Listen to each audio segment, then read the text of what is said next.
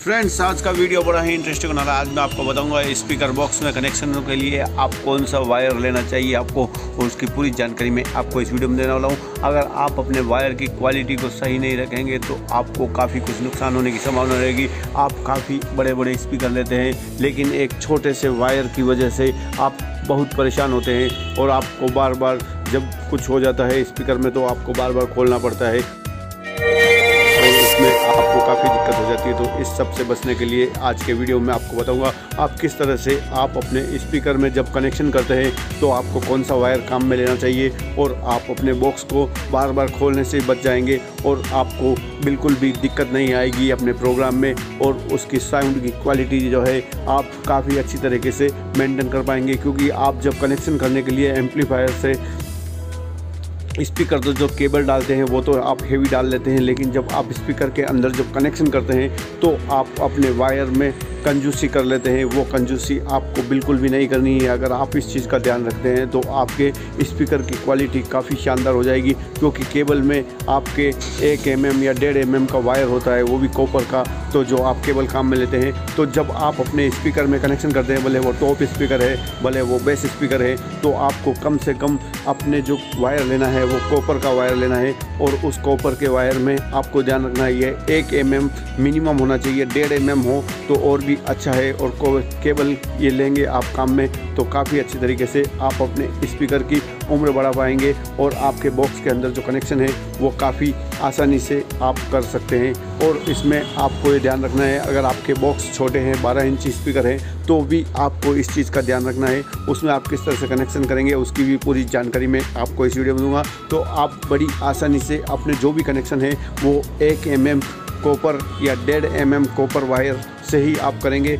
और जब आप अपने छोटे स्पीकर में मान लो आपको यहाँ पर सोल्डरिंग करना है तो भी आपको इस चीज़ का ध्यान रखना होगा, जो आप कनेक्शन कर रहे हैं वो आप एक्यूरेट करें, आप बिल्कुल शॉर्ट सर्किट ना करें। और काफ़ी आसानी से आप अपने कनेक्शन को यहाँ पर कर लेंगे। और 1 mm या 1.5 mm कॉपर का वायर ही आपको इसमें भी यूज़ करना रहेगा। भले आपके वो स्पीकर 12 इंची है 15 इंची है, पर मान लो आपको डायरेक्ट सॉकेट मिला हुआ है अंदर वायर डालने का तो आपको सोल्डरिंग करने की ज़रूरत नहीं पड़ेगी। लेकिन 12 इंची स्पीकर में आपको सोल्डरिंग की ज़रूरत पड़ती है।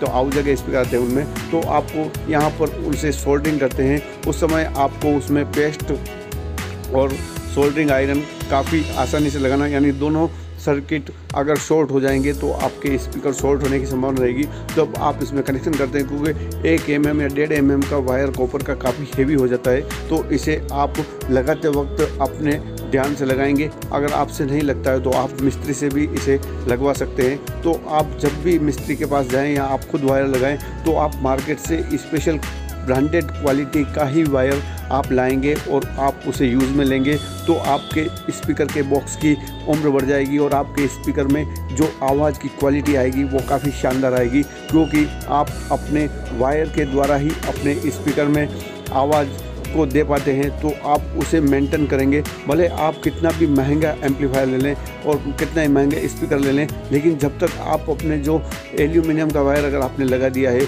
तो जब वो पंच आएगा उस समय आपको वो वायर जल जाएगा या उसमें आपको डैमेज होने की संभावना रहेगी। तो आप अपने वायर को हेवी रखेंगे। और यहाँ पर मैं आपको जैसे कनेक्शन के लिए बता रहा हूँ, तो आप यहाँ पर अपने जो कनेक्शन करते हैं उस समय आपको बहुत ध्यान से कनेक्शन करना है। क्योंकि वायर काफ़ी हेवी है तो उसे आपको लगाते वक्त बहुत ध्यान रखना होगा। तो आप बड़े सधे हुए हाथों से अपने इन कनेक्शन को कर लेंगे और काफ़ी आसानी से आप इसे कर पाएंगे। क्योंकि यहाँ पर अगर आपने कनेक्शन में ज़रा सा भी लूज़ रख दिया तो हो सकता है आपके चलते प्रोग्राम में आपको इसमें कनेक्शन छूटने का रहेगा। तो यहाँ पर आप बड़े आसानी से और बिल्कुल ध्यान से आप कनेक्शन करेंगे तो आपको इसमें कोई भी दिक्कत नहीं आएगी। तो मैंने आज आपको बताया है अपने स्पीकर में कौन सा वायर काम में लेना है।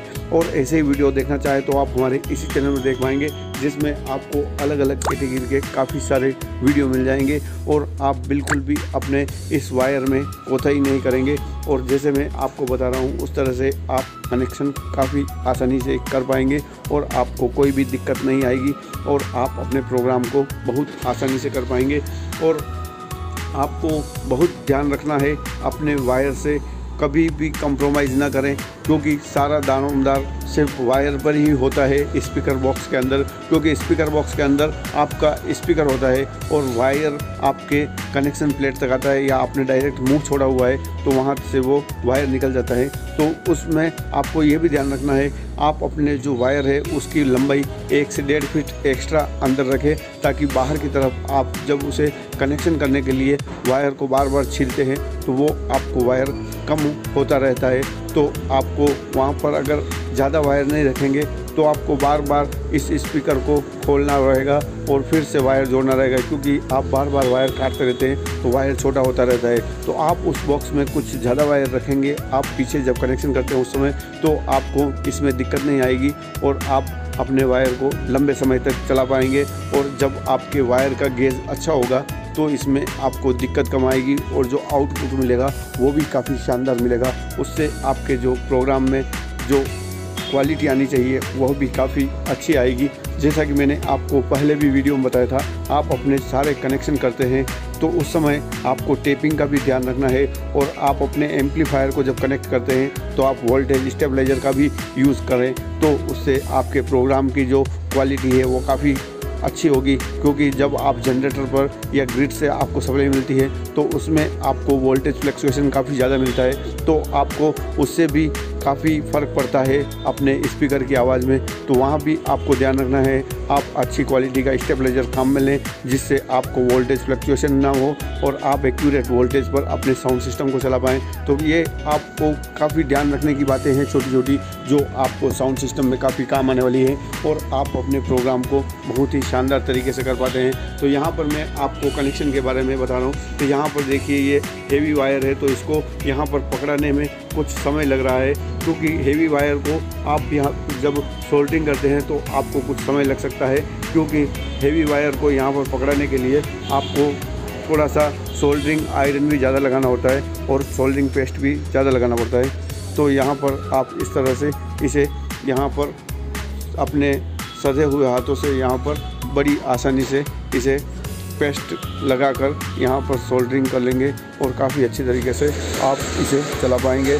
तो यहाँ पर इस तरह से आप कनेक्शन कर लेते हैं। उसके बाद यहाँ पर आपको जो करना रहेगा, इस स्पीकर को कनेक्शन करने के बाद कस लेंगे और आप अपने प्रोग्राम में 4 चांद लगा पाते हैं अपने ये सब करने के बाद। तो आपको जो मैंने बताया है वो 1 mm से 1.5 mm का कॉपर का वायर ही आपको अपने सारे बॉक्सेस में अंदर लगाना है। और अगर आपको नहीं है जानकारी तो आप उसमें खोल कर देख सकते हैं, क्योंकि आपने जब परचेज किया होगा हो सकता है उस समय आपने असेंबल्ड में डब्बा बनवाया हो तो उस समय आपको वायर की क्वालिटी कम लगी हो, तो वो आप यहाँ पर चेंज कर सकते हैं और इस तरह आप अपने प्रोग्राम को काफ़ी आसानी से नया लुक दे सकते हैं, जिससे आपकी आवाज़ में काफ़ी फ़र्क पड़ेगा।